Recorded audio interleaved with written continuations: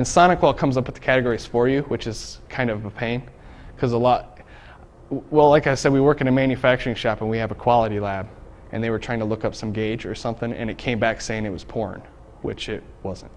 So they're not always right, but it makes it real easy to, because it's based on groups, if you know the purchasing department should be buying something, but another one should not, you can turn on the retail category just for that group and leave it off for everybody else.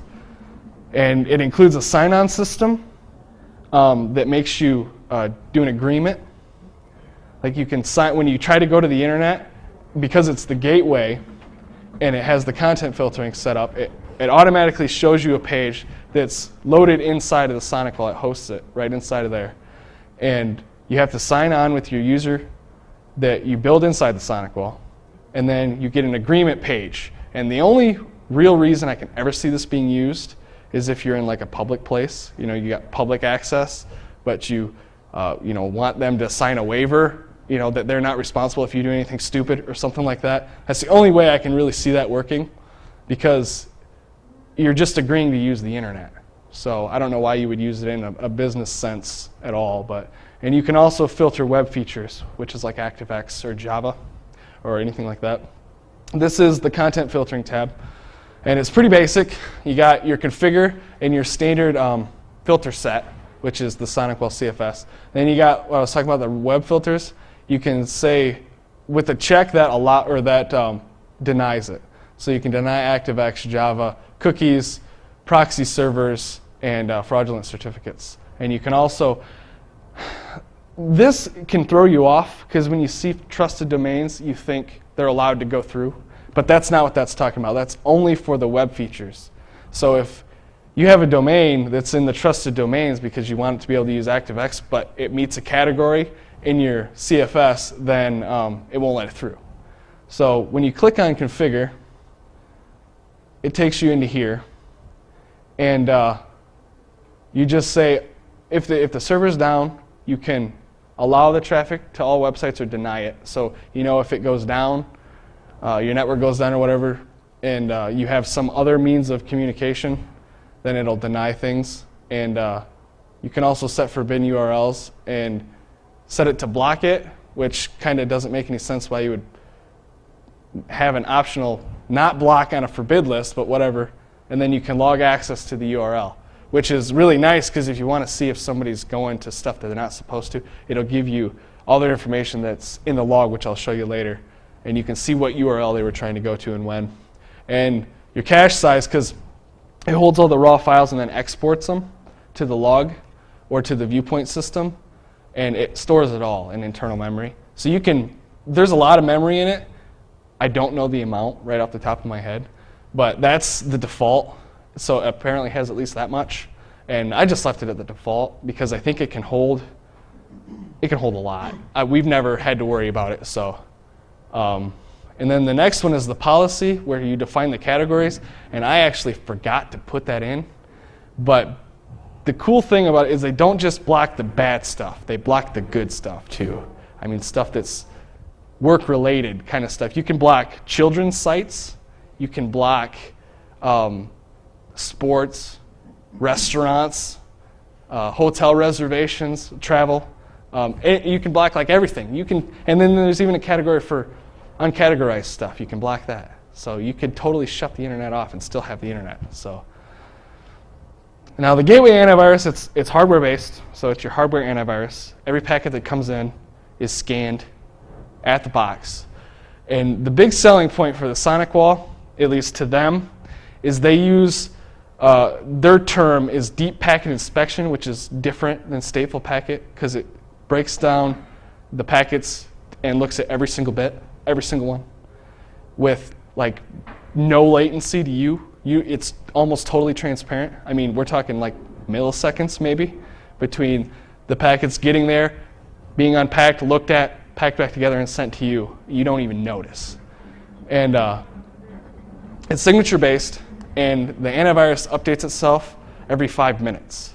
I thought it was 5 seconds, but that's a lot. So I checked, and it's every 5 minutes. it updates itself or it checks for an update. Now, there isn't always an update every 5 minutes, but it checks for one every 5 minutes, so you are up to date, like right now, you know. And it's just like everything else, you can customize it with special rules. You can actually allow viruses to come in, like certain ones, if you want. I don't know why, but this is the main screen for the antivirus. It shows you where your status is. You can manually update, and then it also, you can scan only certain protocols.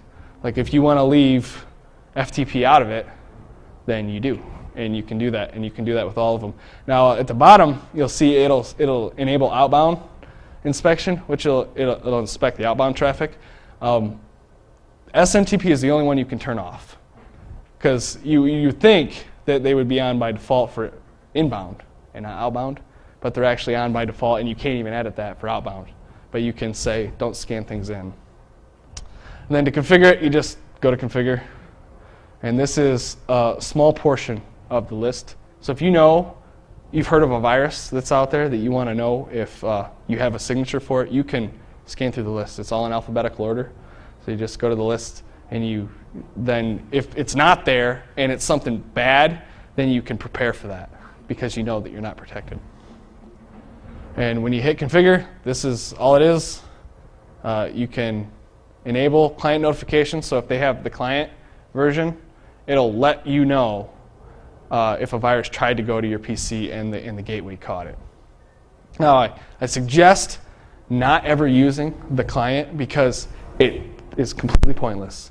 Because if you have the gateway and the client using the same signatures, then there's no added defense. I mean, you're just putting something else there. You need to use another third-party provider so you're getting your signatures from two different places. And like I said, you can enable an exclusion list.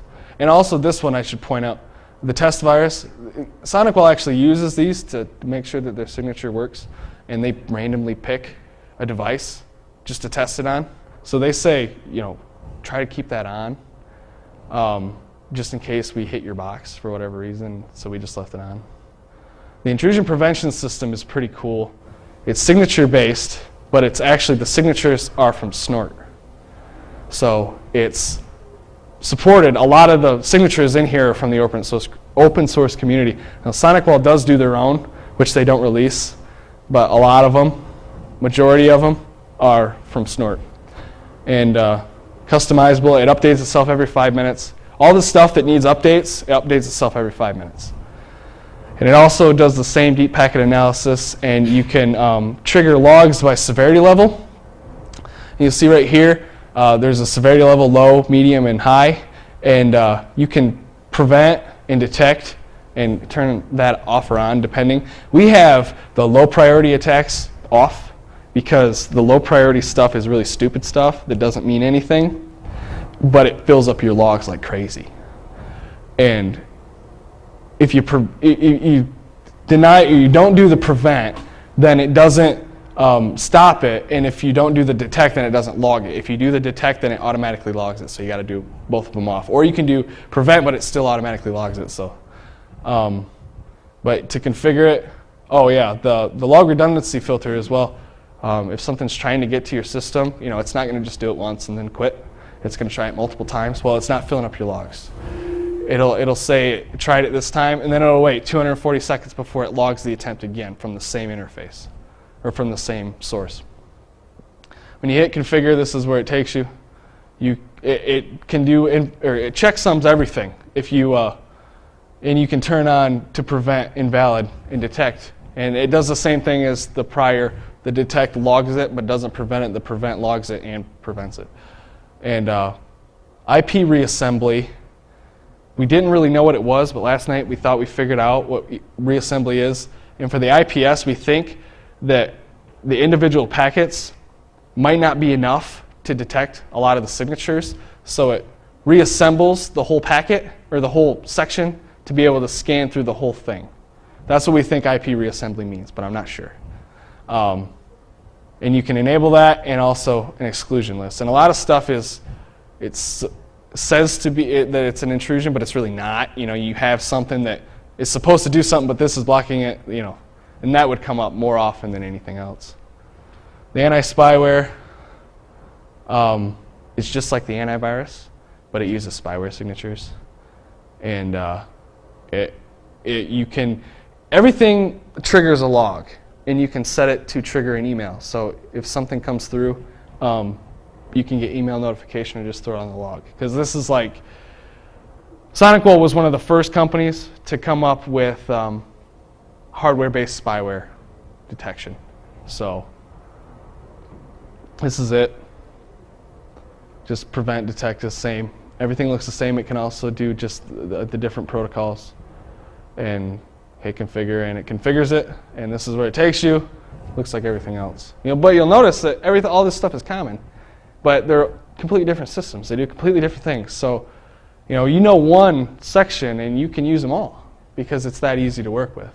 And the email attachments and real-time blacklists are common things that you can filter out certain extensions for your email. So if you don't want people to receive executable attachments, you can take them off, and then it'll throw a warning message on the bottom of the email saying that it was taken off and that they need to contact whoever. And the real-time blacklist is you can use your own blacklist server, or you can mirror other servers, and it automatically updates itself every 5 minutes. And there's the email filter, real basic, and the real-time blacklist, and you'll see we got mirrors. Okay, logging in Viewpoint.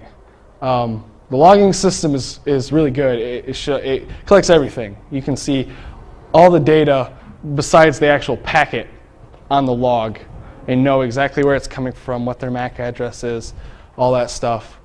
And if you have Viewpoint, which is another security or another service that you can purchase, it'll convert all the raw logs into really nice charts and graphs that you can give the higher up people that may not know what the heck they're looking at.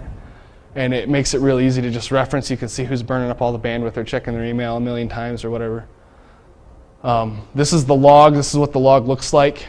So it shows, what time, what category it was, any messages, source, destination, notes. It shows the MAC address. There's a MAC address right there. And like this was a website access denied, and it shows you the website they were trying to access and what category it fell under. And Viewpoint is the thing that makes everything look all pretty, but this is the bad part. This is the only bad part of the whole system. The password is hashed inside the machine, but it's not on the box. It's on an XP machine. So it's the only thing that sits outside of the SonicWall. And it's the weakest link in the system because it's built on a system with known vulnerabilities. You can't install it on anything other than Windows XP. Or I think you can do it on Server 2003, but I'm not 100%. But it uses Tomcat, which has had flaws, Windows XP, and it's based on TCP/IP. So you got all that stuff that has known vulnerabilities, but you may be thinking, who cares? It's a logging system. Well, the problem is, from the main screen of the Viewpoint, you can log into the SonicWall as administrator without using a username and password. You can have full access to the box without ever knowing the username and password, which is really bad. This is Viewpoint, and right there is the login button. You hit that button, and it'll come back, and it'll say your certificates don't match. Do you want to proceed anyway? You click yes, and you're an administrator. Now you have full access to the entire network. You can do whatever you want just because they don't ask you to put in your username and password. I mean, that is stupid. And if any of you have read my 2600 article about this, that was the point. I got a lashback from SonicWall saying, how the hell did you get the password? You can't do that. That's not the point. That's not the point of the article. And if you thought that was the point, then you missed the whole thing. That is the point.